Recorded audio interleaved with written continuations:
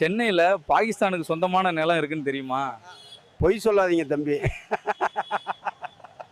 சென்னையில பாகிஸ்தானுக்கு சொந்தமான லேண்ட் இருக்குன்னு கேட்டா நம்ப முடியலல்ல. ஆனா உண்மையிலே இருக்கு. பெரம்பூர்ல அம்பேத்கர் நகர் அப்படின்னு ஒரு ஏரியா. இங்கே சுமார் 280க்கும் மேற்பட்ட ஃபேமிலிஸ் 30+ இயர்ஸா இருக்காங்க.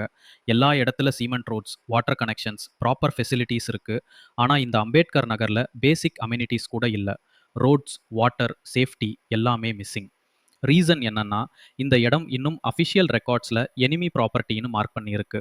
1965 இண்டோ பாகிஸ்தானி வார்க்கு அப்புறம் எனிமி ப்ராப்பர்ட்டி ஆக்ட் 1968 பாஸ் ஆச்சு. பார்ட்டிஷன் டைம்ல பாகிஸ்தானுக்கு போனவர்களோட சொத்து India government custodian of enemy property கீழே வந்துச்சு.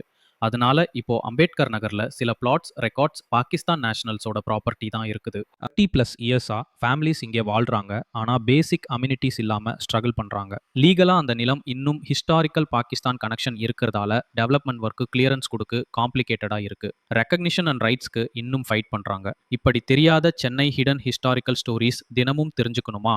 ஃபாலோ பண்ணி வேற இன்ட்ரெஸ்டிங் ஃபேக்ட்ஸ் தெரிஞ்சுக்கோங்க.